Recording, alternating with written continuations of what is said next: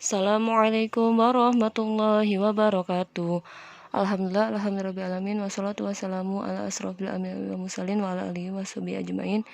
Asyhadu alla ilaha illallah wa asyhadu anna muhammadar rasulullah. Segala puji hanya milik Allah, yang dimana pada hari ini kita dimudahkan untuk request seperti biasanya ya. Sholawat sering salam senantiasa kita sanjung awan kepada Nabi Allah, Nabi besar Muhammad Sallallahu Alaihi Wasallam. Hari ini materinya adalah tentang futur dan terapinya.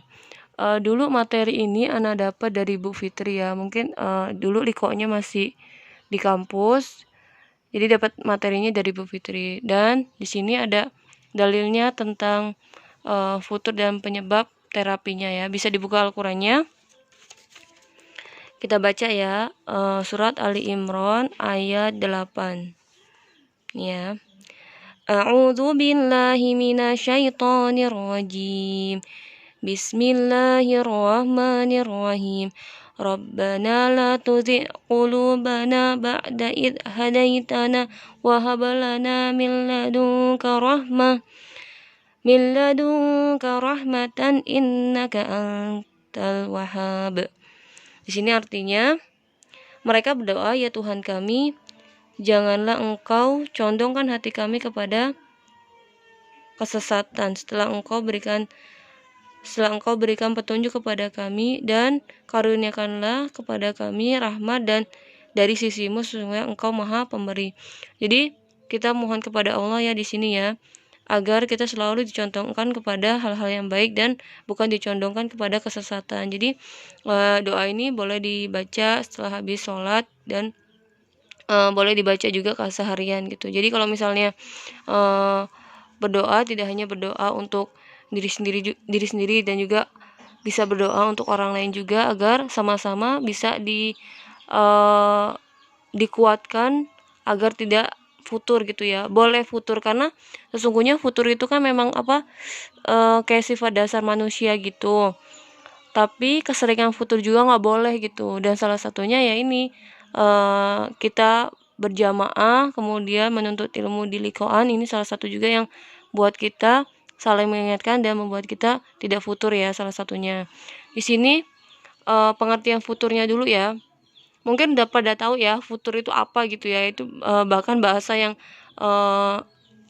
awam gitu lah ya, misalnya yang bisa langsung dipahami terkait dengan futur. Di sini Ana cuma mengulang kembali terkait dengan futur. Futur adalah rasa malas, enggan, dan lemah dalam melakukan kebaikan yang mana seseorang rajin bersemangat melakukannya.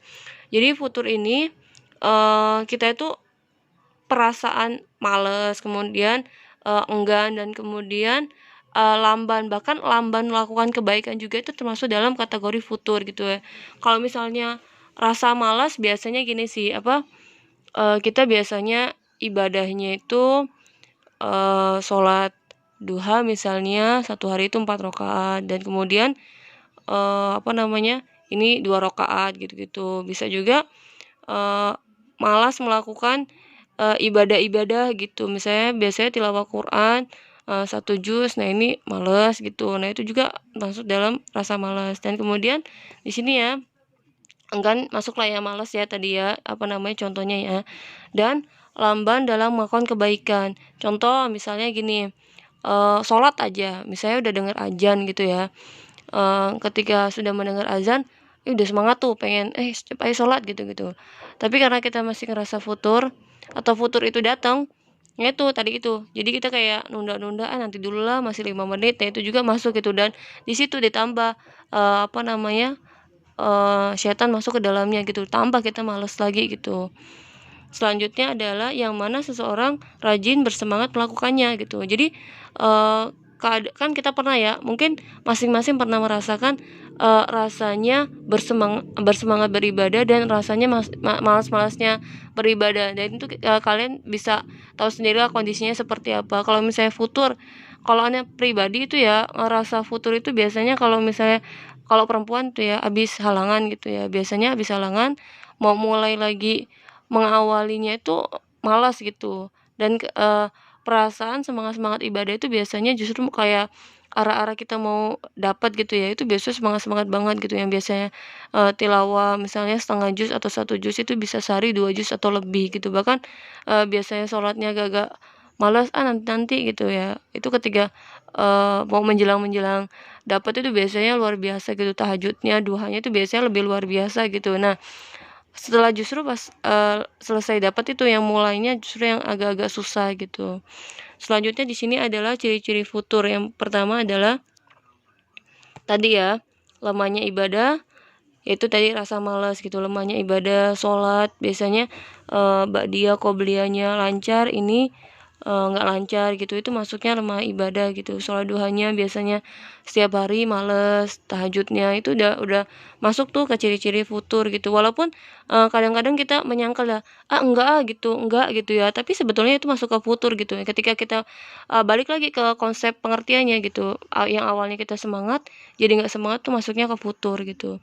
Kedua, yaumiyah menurun. Yang tadi itu kaitannya yaumiyah terkait dengan ibadah, kemudian eh apa namanya, yang contohnya ibadahnya itu misalnya sholat, kemudian tilawah, pokoknya hal-hal lagi masuk ke amalan yaumiyah ya. Biasanya kita itu ya, muasofat ya masuknya amalan yaumiyahnya. Zikir tuh biasanya tuh masuk juga. Kemudian fikriyah menurun. Fikriyah ini terkait dengan pola pikir kita gitu ya. Jadi kalau misalnya ciri-ciri futur itu misalnya kita berpikirnya juga kayak banyak negatifnya dibandingkan positifnya gitu. Jadi fikriyah pun menurun gitu ya. Kemudian malasnya menuntut ilmu. Biasanya kalau misalnya orang-orang futur itu kalau misalnya diajak menuntut ilmu itu biasanya males gitu. Jadi kayak kalau kita sih biasanya kayak liko ya, misalnya liko di kampus gitu ya. Kalau kita masih futur tuh ada aja alasan buat nggak liko. Males gitu, capek gitu-gitu. Nah kalau misalnya kita nurutin itu, luar biasa itu. Nanti dampaknya pasti akan eh, ke lain hal lain gitulah. Pokoknya kalau misalnya kita mau ngikutin keadaan tadi itu ya males, enggan, dan lambat dalam kebaikan, itu nanti dampaknya akan luar biasa ke hal-hal yang lainnya. Di sini penyebabnya, kok cirinya tadi udah ya. Selanjutnya kita penyebabnya di sini ada 8.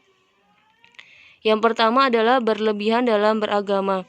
Kalau pernah mendengar kisah di zaman Rasulullah, ada seseorang yang mengatakan kepada Rasulullah bilang kayak gini, "Ya Rasulullah, aku pengen sholat setiap hari, bahkan setiap jam gitu. Kemudian apa namanya? Puasa setiap hari, terus kemudian baca Quran setiap hari, pokoknya semuanya gitu. Bahkan aku nanti tidak mau menikah gitu untuk beribadah gitu." Dan Rasulullah di situ menegur laki-laki ini bahwa ya aku puasa gitu, aku sholat, kemudian aku makan, aku minum, pokoknya ya selayaknya manusia biasa, dan kemudian aku juga menikah gitu. Bahkan di situ ketika kita berlebihan beribadah itu juga nggak bagus gitu. Jadi umat di zaman Rasulullah itu seimbang gitu antara beribadah bagus, kemudian amalan untuk sosialnya juga bagus gitu, harus imbang. Jadi antara amalan ibadah dan yang lainnya tuh seimbang gitu. Yang bagusnya seperti itu. Kemudian lanjut ke berlebihan dalam hal mubah. Hal mubah itu kaitannya sama boleh dilakukan tapi nggak dosa ya. Contohnya misalnya kalau yang lagi tren sih, kalau misalnya generasi milenial adalah pegang handphone, buka IG, buka Facebook atau media sosial lainnya. Boleh gitu, boleh dilakukan, tapi ya tadi itu gitu, mubah. Nggak dosa sih sebenarnya gitu, tapi hal yang tadi itu tuh buat kita itu jadi futur. Misalnya gini, buka IG itu nggak cukup kalau kita cuma 5 menit, pasti lebih dari 5 menit gitu. Dan seharusnya 5 menit tadi atau 10 menit atau 1 jam tadi itu kita gunakan untuk tilawah, jadinya nggak efektif gitu. Jadi kita gunakan untuk sesuatu hal yang mubah, itu juga bisa membuat seseorang menjadi futur. Selanjutnya nomor 3 ya, memisahkan diri dari jamaah. Contohnya kalau misalnya di kampus gitu ya, ada organisasi, kalau misalnya di STKIP ada Aroyan ya. Jadi di situ memisahkan diri dari jamaah itu bisa buat kita futur. Kenapa? Karena di dalam jamaah itu ada orang-orang yang insya Allah sholih ya, walaupun tidak semuanya, tapi setidaknya semuanya memiliki tekad untuk menjadi orang yang baik. Nah, di situ kita akan saling mengingatkan. Jadi kita penting banget masuk ke dalam jamaah gitu. Jamaah itu maksudnya seperti apa? Orang-orang yang memiliki tujuan yang sama, yaitu ingin menjadi orang yang lebih baik gitu. Jadi kita wajib gitu ya, kalau di kampus ya, di STKP itu aroyan lah gitu. Setidaknya kita tidak memisahkan dari jamaah dari aroyan tadi itu ya, agar ya tadi itu kita tidak futur. Setidaknya ketika kita di jamaah, walaupun kita menjadi orang yang paling apa ya, paling dikit amalan yaumiyahnya, paling dikit tilawahnya, tapi kita masih dalam jamaah gitu, di dalam orang-orang yang tujuannya ingin baik semuanya. Selanjutnya yang keempat adalah sedikit mengingat akhirat.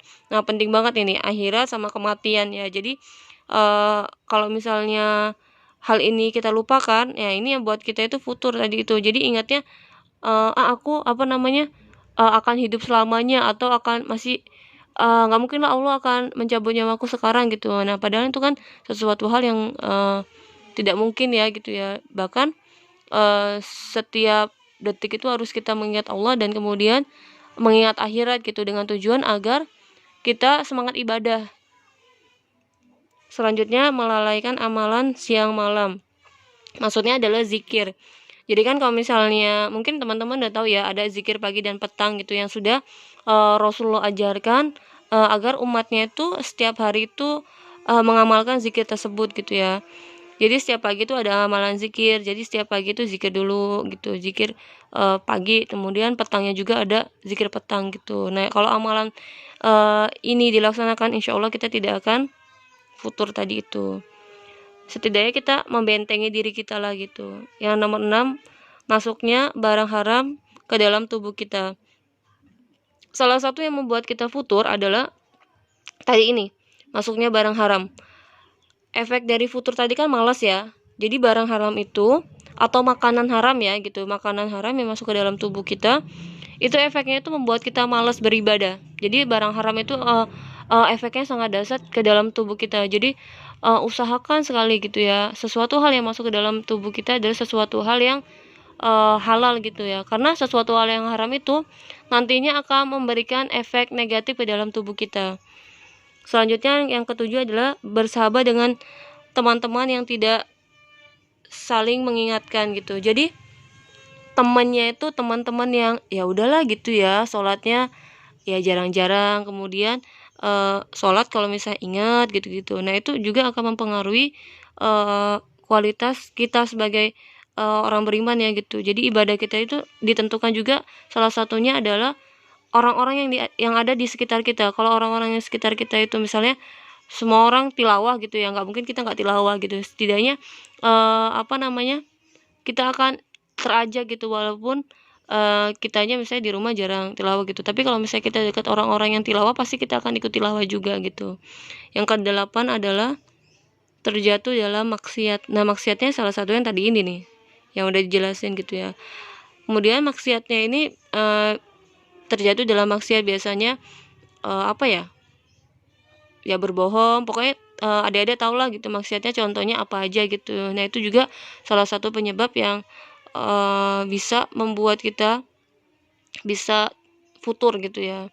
Terus gimana sih caranya atau terapinya biar kita itu ketika futur kita udah bisa membentengi diri gitu. Nah, ini salah satunya adalah